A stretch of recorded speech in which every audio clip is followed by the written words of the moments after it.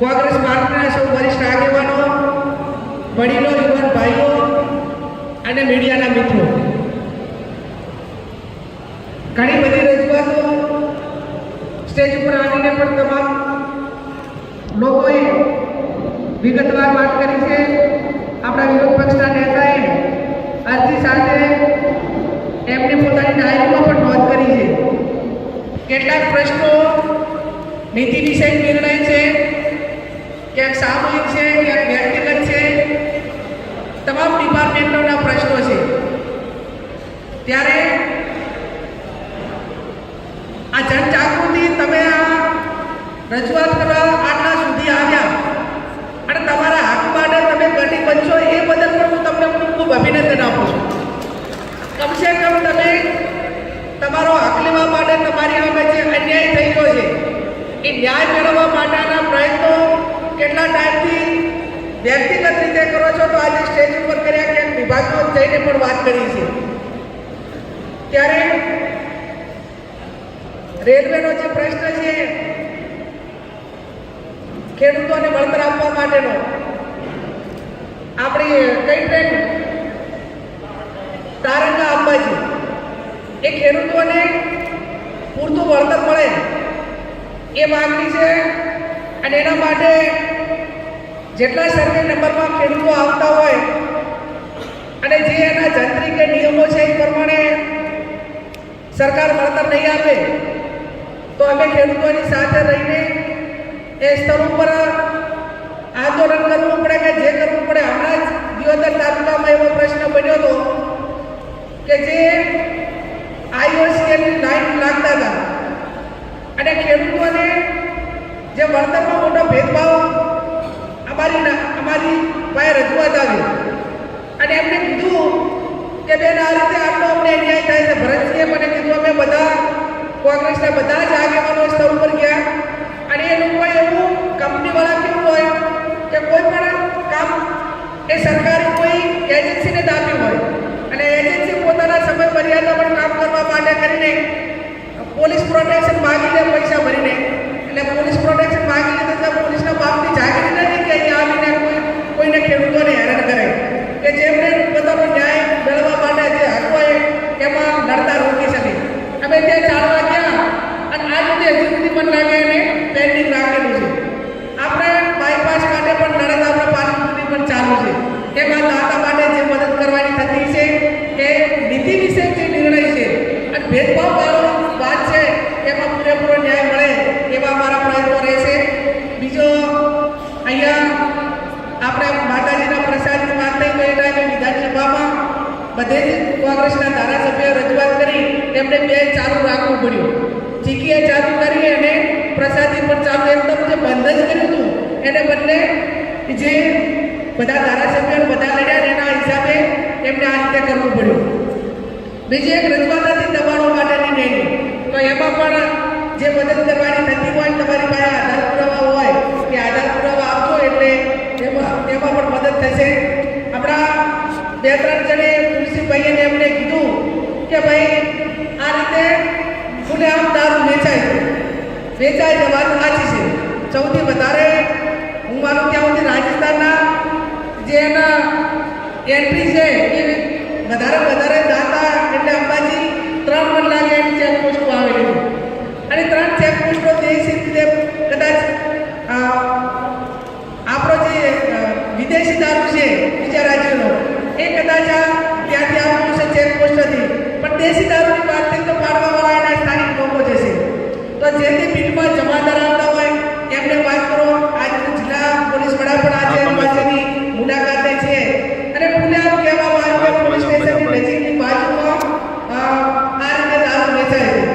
તો હું તો એક આખા જિલ્લાનું સર્વે કરવાની છું, દરેક ગામમાં કે ગામમાં ઇંગ્લિશ દારૂ વેચવાવાળા કેટલા, દેશી દારૂ પાડીને વેચવાવાળા કેટલા, બહુ ઓછા બનાવવા છે. આપણે એમને ડાયરેક્ટ વિનંતી કરશું કે ગમે એમને થોડી દુકાન હોય પણ એમાં કોઈ કસ્ટમર ના જાય તો ભલે ને લઈને બેઠો જાગૃતિ લાવવી પડશે કે આપણા લોકો દારૂ પીવા ન જાય તો ગમે એટલું લાઈન મેળવે તો ભલે લઈને બેઠો, પણ એમાં ક્યાંક ને ક્યાંક લોકોની જનજાગૃતિ પણ ખૂબ જરૂરી છે. એમાં લોકોના સાથ સહકાર સરકારથી જે આ બધી માટે યુવા ધનને બચાવવા માટેનું જે કામ કરવાનું થાય એ 100% આવનાર સમયની અંદર એક ઝુંબેશના ભાગરૂપે કે દરેક ગામની અંદર દારૂ વેચવાવાળા કેટલા હોય? 2-3 હોય. મારવાવાળા કેટલા? 2-3. એક ગામની અંદર 5 કે 6 થી વધારે ના હોય. એમને કંઈક તેને વિનંતી કરશું. જે તે બીટ જમાદાર છે એમને કહીશું કે ભાઈ તમારી બીટની અંદર આટલા જણા દારૂનો ધંધો કરે છે.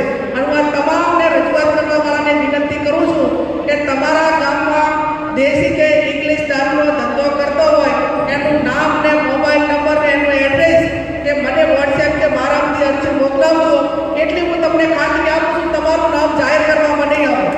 અમારે ખાલી લિસ્ટોનું મેળવવું જ કરવું છે કે સ્વૈચ્છિક રીતે લોકો કેટલો સાથ સહકાર આપવા માટે તૈયાર છે કે આ ગામની અંદર આટલા છે તો એનું સર્વે આવે અને સર્વેના આધારે જિલ્લા પોલીસ વડાને કહેવાનું હોય, ગૃહમાં કહેવાનું હોય તો એનો ચોક્કસ આંકડો આપી શકીએ કે બનાસકાંઠાના આટલા ગામોમાં આ જગ્યાએ આટલા પ્રમાણમાં દેશી દારૂ વેચાય છે, આ ઇંગ્લિશ વેચાય છે.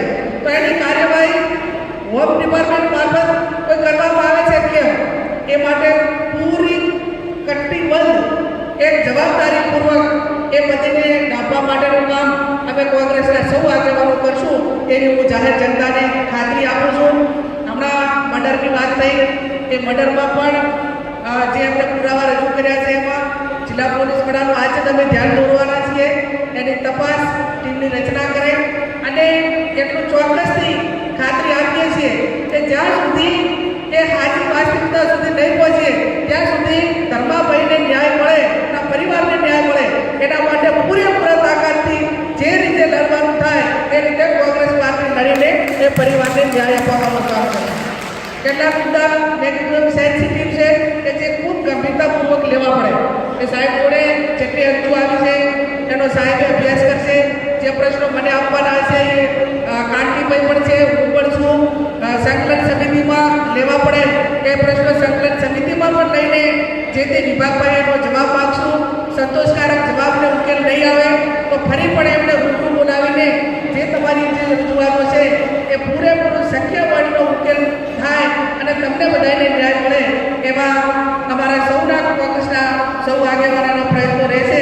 પણ એટલું હું ચોક્કસ કહીશ કે બહુ જે પહેલીની સિસ્ટમ હતી એ આખી વહીવટી તંત્રની અલગ હતી. હવે આખી સિસ્ટમ બદલાઈ ગઈ છે. હવે બધું જ ગાંધીનગરથી દિલ્હીથી નક્કી થાય છે. એટલે નીચેના જે કર્મચારીઓ કે નીચેના અધિકારીઓ હોય એ માત્ર ને માત્ર ચીઠીના ચાકર હોય છે.